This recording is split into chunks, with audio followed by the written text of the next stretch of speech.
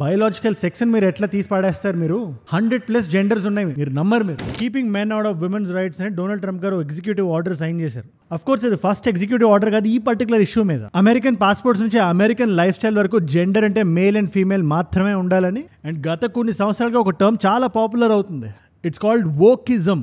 దాని మీద ఆయన హార్డ్ స్టాండ్స్ తీసుకుంటూ లాస్ట్ మంత్ ఆయన ప్రెసిడెన్షియల్ పవర్ లోకి వచ్చిన తర్వాత January 27th ఒక ఆర్డర్, ఎవరైతే యుఎస్ మిలిటరీలో ట్రాన్స్జెండర్స్ పనిచేస్తున్నారో వాళ్ళందరినీ బ్యాన్ చేసే విధంగా. January 28th ఒక ఆర్డర్, చిన్నపిల్లల్ని ఇలాంటి వోక్ ఐడియాలజీ దగ్గరికి కూడా రాకుండా ఆపే విధంగా.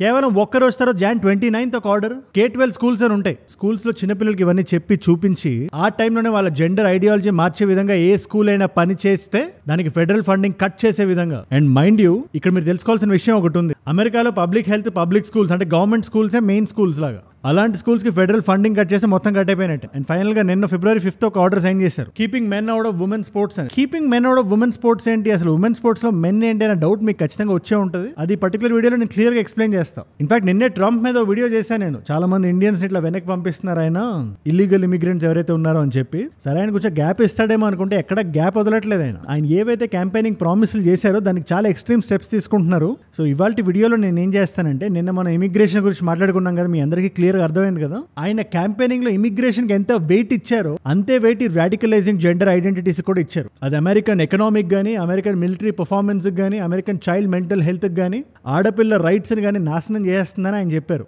చెప్పినట్టే రప ఎగ్జిక్యూటివ్ ఆర్డర్ సైన్ చేస్తున్నారు. అసలు ఈ పర్టికులర్ ఎగ్జిక్యూటివ్ ఆర్డర్ అంటే ఏంటి? అండ్ ఒక మిస్కన్సెప్షన్ ఉంది, డొనాల్డ్ ట్రంప్ కి LGBTQIA+ వీళ్ళందరితో ఇష్యూ ఉంది అని చెప్పి.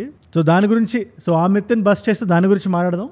అండ్ అన్నిటికన్నా ముఖ్యంగా ఈ వోకిజం అనే కాన్సెప్ట్ ఎక్స్ట్రీమ్ లెఫ్ట్ ఐడియాలజీతో కూడుకున్న లిబరలిజం ఏదైతే ఉందో అది అమెరికాని లోపల నుంచి తినేస్తుందని డొనాల్డ్ ట్రంప్ గారు ఎందుకు నమ్ముతున్నారో ఈ పర్టికులర్ వీడియోలో మనం మాట్లాడుకుందాం. నిన్నటి వీడియోలో ఇల్లీగల్ ఇమిగ్రేషన్ గురించి నేను చెప్పింది మీకు అర్థమై ఉంటే ఇది అంతకన్నా ఈజీగా అర్థమయ్యేలా నేను చెప్తా. 10 నిమిషాల్లో కన్సైజ్ గా మీ ముందు పెట్టేస్తా. అండ్ ఈ వీడియోస్ మీలో చాలా మంది చూస్తున్నారు, మీలో చాలా మందికి నచ్చుతున్నాయి కూడా. సో న్యాచురల్ గా ఏమవుతుంది, ఎక్కువ రీచ్ వచ్చి చాలా మంది కొత్త వాళ్ళకి వెళ్తుంది. సో ఆ కొత్త వాళ్ళ కోసం చెప్తున్నా నేను, మిస్ అవ్వకుండా నా సైడ్ నుంచి ఒక వీడియో రోజు మీ దగ్గరికి వస్తుంది. నాతో ఒక 10 నిమిషాలు స్పెండ్ చేయండి చాలు, మన చుట్టూ ఉండే విషయాలు తెలిసేసుకుంటారు, ఒక నాలెడ్జ్ బిల్లా పనిచేస్తుంది. సబ్స్క్రైబ్ చేశారుగా, డన్. ఫస్ట్ అసలు ఈ ఇష్యూ గురించి మీకు చాలా క్లియర్ గా అర్థం కావాలంటే ఈ జెండర్ క్లాసిఫైడ్ LGBTQIA+ అంటే ఏంటో మీకు అర్థం కావాలి. అండ్ వీళ్ళలో ఏ గ్రూప్స్ మీద డొనాల్డ్ ట్రంప్ ఫైట్ చేస్తాడో మీకు తెలియాలి. ఫస్ట్ L అంటే లెస్బియన్, దాని మీనింగ్ సింపుల్, ఒక ఆడపిల్ల ఇంకో ఆడపిల్లకి ఫిజికల్ గా అట్రాక్ట్ అయితే వాళ్ళని లెస్బియన్స్ అంటారు. తర్వాత గే, ఆడపిల్ల ప్లేస్ మగవాడిని పెట్టండి, ఒక మగవాడు ఇంకో మగవాడిని చూసి ఫిజికల్ గా అట్రాక్ట్ అయితే వాళ్ళని గేస్ అంటారు. జనరల్ గా పబ్లిక్ లో ఏదైతే సర్క్యులేట్ అవుతుందో వీళ్ళ మీద కూడా Donald Trump executive order sign చేస్తున్నాడని. అది లేదు, అది కాదు.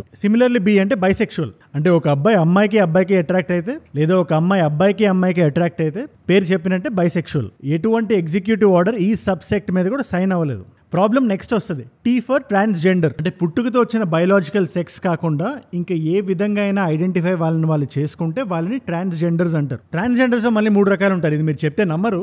టైప్ నెంబర్ 1, ఎటువంటి హార్మోన్స్ ఇంజెక్ట్ చేసుకోకుండా, ఎటువంటి ఆపరేషన్స్ చేసుకోకుండా కూడా లోపల నుంచి ఒక అబ్బాయి తన ఆడపిల్లలా ఫీల్ అయినా, లేదా లోపల నుంచి ఒక అమ్మాయి తన అబ్బాయిలా ఫీల్ అయినా, I identify as a women అని కానీ, I identify as a man అని కానీ చెప్పొచ్చు. మీకు lot of colleges in US లో మీకు చాలా వరకు సెంటర్ లెఫ్ట్ కాకుండా ఫార్ లెఫ్ట్ ఉండే కాలేజెస్ ఉంటాయి యూఎస్ లో. ముఖ్యంగా న్యూయార్క్ లో సారా లారెన్స్ కాలేజ్ అని, ఆరిగోలో రీడ్ కాలేజ్ అని, ఒహాయోలో ఒబెర్లిన్ కాలేజ్ అని, ఇంకా ఇలాంటి చాలా ఉంటాయి. కానీ మోస్ట్ ఆఫ్ ద కాలేజెస్ లో ఎట్లుంటదంటే majority of the college far left ideology, అంటే చాలా లిబరల్ గా ఉంటారు. అంటే ఇమిగ్రేషన్ కానీ ఏ రకమైన జెండర్ అయినా ఎంబ్రేస్ చేసే విధంగా వాళ్ళు ఉంటారు. సో అది ఇప్పుడు ఎట్లా వర్క్ అవుతుంది అంటే, ఫర్ ఎగ్జాంపుల్ ఒక ఆడపిల్ల, మీరు చాలా మంది ఆడవాళ్ళు చూస్తున్నారు కదా, మీరు ఒక కాలేజ్ లో జాయిన్ అయ్యారు, మీకు చిన్న ఎగ్జాంపుల్ ఇస్తున్నా అంతే. వన్ ఆఫ్ దిస్ కాలేజెస్ లో ర్యాండమ్ గా మీరు బ్రేక్ లో జస్ట్ అలా బాత్రూమ్ లోకి వెళ్తే అక్కడ లోపల మీకు టాప్ టు బాటమ్ ఎక్కడ డౌట్ లేని ఒక మగవాడు కనబడొచ్చు. తన ఆడపిల్లల బాత్రూమ్ లో ఉండడానికి ఏకైక కారణం తన లోపల నుంచి ఆడపిల్లలా ఫీల్ అవుతున్నాడు కాబట్టి he identifies as a women అని చెప్పి లోపల ఉండొచ్చు. ట్రంప్స్ మేజర్ ఇష్యూ ఎక్కడైతే ఉందో అది ఇక్కడ నుంచే వస్తుంది. మీరు ఆడపిల్లల రైట్స్ ని మీరు ఎలా ఉల్లంఘిస్తారు, మీరు వాళ్ళకి బాత్రూమ్ లో సేఫ్టీ లేకపోతే ఎలాగా,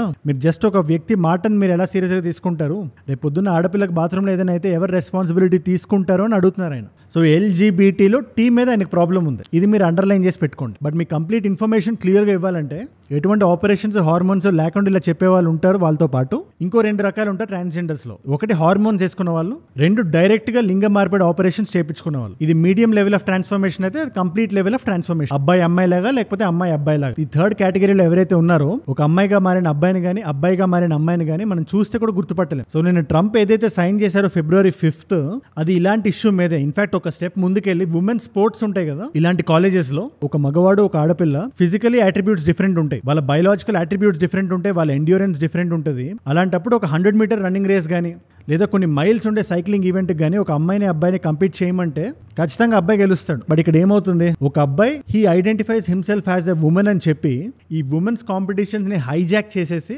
3500 మెడల్స్ లాగేసుకున్నారని చెప్పి డొనాల్డ్ ట్రంప్ గారు అంటున్నారు. నిన్న ఆయన చెప్తున్న పాయింట్ అదే, ఆయన టార్గెట్ చేస్తుంది ట్రాన్స్జెండర్స్ నే. So we're ending the war on women sports అనగానే చాలా పెద్ద అప్లాజ్ వచ్చింది. Tradition of female athletes, and we will not allow men to beat up, injure and cheat our women and our girls. From now on, women's sports will be only for women. అక్కడ ఉండే అమ్మాయిల ద్వారా. Similarly ఇంకొక executive order sign చేశారు 29 జనవరి అనుకుంటా. అదేంటి ఆ particular order? ఇప్పుడు జో బైడెన్ గారి అడ్మినిస్ట్రేషన్ లో, ఆయన ప్రెసిడెన్సీలో లేదా బరాక్ ఒబామా గారు ప్రెసిడెంట్ గా ఉన్నప్పుడు కానీ మిలిటరీ సర్వీసెస్ లో, అంటే ఏ దేశానికైనా అదే భద్రత కదా, బయట దేశాలు లోపలికి రాకుండా అట్ ద సేమ్ టైం మనం జాగ్రత్తగా కాపాడుకోవడానికి మనకి మిలిటరీ అనేది చాలా ఇంపార్టెంట్ సెక్టర్. సో ఇలాంటి ప్లేస్ లో మన ఇండియాలో ఎట్లయితే రిజర్వేషన్ ఉంటుందో అలా ఇంతమంది ట్రాన్స్జెండర్స్ ఉండాలి అని చెప్పి లోపలికి పంపించారు. ఇలా లోపలికి వచ్చిన వాళ్ళని బ్యాన్ చేస్తూ మన కంట్రీ ఫోర్సెస్ లో మెరిట్ మాత్రమే ఉండాలి, ఆర్మ్డ్ ఫోర్సెస్ అనే ఈ స్పెసిఫిక్ ఏరియాలో ట్రాన్స్జెండర్స్ వద్దు అని చెప్పి ఆయన మాట్లాడారు. We will forge a society that is colorblind and merit based. అదొక ఎగ్జిక్యూటివ్ ఆర్డర్ సైన్ అయింది. సరే, ఎనీవేస్ ఈ గ్రూప్ లోకి మళ్ళీ మనం వస్తే టీ తర్వాత వచ్చేది క్యూ. క్యూ అంటే క్వియర్ అని, అంటే దాని meaning non traditional sexual orientations అని. ఈ పర్టికులర్ సెగ్మెంట్ ఆఫ్ పీపుల్ గురించి ఎక్స్ప్లెయిన్ చేయాలంటే దానికి ఇంకో వీడియోనే కావాలి. సో నెక్స్ట్ ఇస్ ఐ, అంటే ఇంటర్సెక్స్, అంటే he identifies himself as a man and a women. 2 ట్రైట్స్ తనలో ఉన్నాయని ఎవరైనా నమ్మితే తన ఐలోకి వస్తారు, which is intersects. And next is a, అంటే ఏసెక్షువల్, ఎటువంటి సెక్షువల్ ఓరియంటేషన్ లేదు.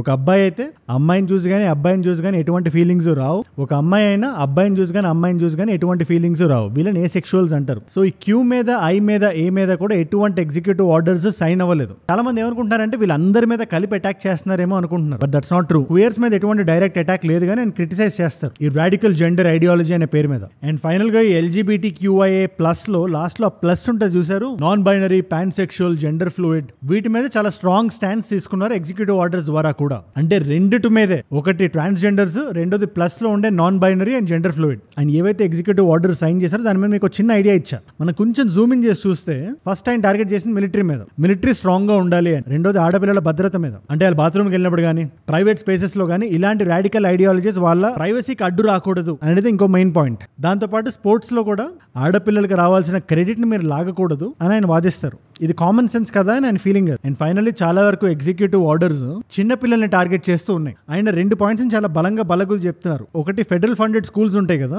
ఆ చిన్న పిల్లలకి ఈ LGBTQIA+ అంటే ఏంటో ఎక్స్ప్లెయిన్ చేసి ఇంప్రెషనబుల్ ఏజ్ లో బయోలాజికల్ సెక్స్ వేరు, జెండర్ వేరు అని చెప్తూ సరైన డెసిషన్ తీసుకున్న టైం వచ్చే లోపలే పెద్దవాళ్ళు ఏ డెసిషన్ అనేది తీసుకోవచ్చు, మేజర్స్ వాళ్ళు, బట్ చిన్న పిల్లల్ని ఇలా ప్రలోభ పెట్టడం కరెక్ట్ కాదు అని ఆయన ఫీలింగ్. ఇలా ఏదైనా స్కూల్ చేస్తున్నట్టు ఆయనకి తెలిస్తే ఆ స్కూల్కి ఫెడరల్ ఫండింగ్ ఫస్ట్ కట్ అయిపోతుంది. అండ్ ఇలాంటి స్కూల్స్కి, అమెరికన్ స్కూల్స్కి, గవర్నమెంట్ ఫండెడ్ స్కూల్స్కి ఈ ఫండింగ్ చాలా ఇంపార్టెంట్. ఆపరేట్ అవ్వలే, ఫంక్షన్ చేయలేవు లేకపోతే. సో ఈ జెండర్ రిలేటెడ్ రిఫార్మ్స్ ఆయన ఏవైతే తీసుకున్నారో మీరు చూశారు కాబట్టి అసలు దీనికి సీడ్ ఎక్కడ పడింది అనే థాట్ మీకు రావచ్చు. అమెరికాలో ఈ వోకిజం స్టార్ట్ అయింది 1950s లో. జాన్ మనీ అని ఒక సైకాలజిస్ట్ ఉన్నారు, ఆయన జెండర్ ఐడెంటిటీ అనే టర్మ్ ని కాయిన్ చేసిందే ఆయన. ఇది 1955 లో జరిగింది. 1972 లో Title 9 అని ఒకటి పాస్ చేశారు. ఫెడరల్ ఫండెడ్ ఎడ్యుకేషన్ సిస్టమ్స్ లో, అంటే గవర్నమెంట్ స్కూల్స్ అనుకోండి, అందులో ఎటువంటి జెండర్ డిస్క్రిమినేషన్ ఉండకూడదు అనేది Title 9. ట్రాన్స్జెండర్ రైట్స్ గురించి కానీ అలా పోరాటం కానీ 1990s లో స్టార్ట్ అయింది. ముఖ్యంగా వీళ్ళకి ప్రోగా చాలా వరకు పాలసీలు కానీ ఎగ్జిక్యూటివ్ ఆర్డర్స్ కానీ సైన్ అయింది బరాక్ ఒబామా గారి టైంలో. 2008 నుంచి 2016 లోపల.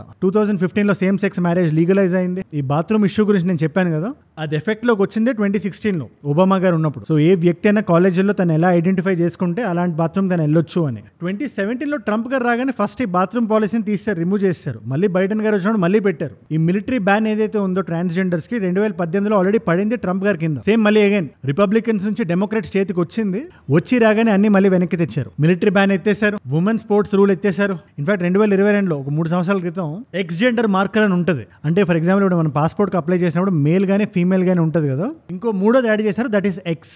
అంటే తన అటు మగవాడు కాదు, అటు ఆడపిల్ల కాదు అని చెప్పి రికగ్నైజ్ చేసేది. మళ్ళీ ఇప్పుడు ట్రంప్ గారు వచ్చారు కాబట్టి ఈ బైడెన్ అడ్మినిస్ట్రేషన్ లో ఏదైతే జరిగిందో అన్ని ఒక్కొక్కటిగా రివోక్ చేస్తున్నారు. ఇక్కడ అన్నిటికన్నా ఇంట్రెస్టింగ్ విషయం మీరు తెలుసుకోవాల్సింది ఏంటంటే, ట్రంప్ నిన్న ఈఓ సైన్ చేసినప్పుడు Title 9 ఏదైతే ఉందో, ఏదైతే లెఫ్ట్ లిబరల్ ఎకోసిస్టమ్ తెచ్చిందో, ఏ బయోలాజికల్ సెక్స్ పట్ల డిస్క్రిమినేషన్ ఉండకూడదు అని దాన్నే వాడుతున్నారు. ఏవని చెప్పి ఆడపిల్లల గేమ్స్ లో మగవాళ్ళు ఆడడం ఏంటి, వాళ్ళు ఏదైనా ఐడెంటిఫై చేసుకొని, బట్ వాళ్ళకి దేవుడు ఇచ్చిన పవర్ అయితే మారదు కదా, ఆ ఎండ్యూరెన్స్ అయితే మారదు కదా. మరి వీళ్ళకి రావాల్సిన మెడల్స్ ఏవైతే ఉన్నాయో మెరిట్ ప్రకారం లాగేసుకొని వీళ్ళకి ఇస్తే మీరు ఎలా మీరు అని చెప్పి అడుగుతున్నారు. జనరల్ పబ్లిక్ ఎట్లా ఫీల్ అవుతున్నారు? మీరు మమ్మల్ని థాట్ పోలీసింగ్ చేస్తున్నారు. ఒక రెగ్యులర్ పర్సన్ ఉన్నాడు అనుకోండి, తనకు తెలియకుండా ఒక ట్రాన్స్జెండర్ని తప్పుగా పిలిస్తే వీళ్ళందరూ కలిపి అతని మీద ఎక్కేస్తున్నారు.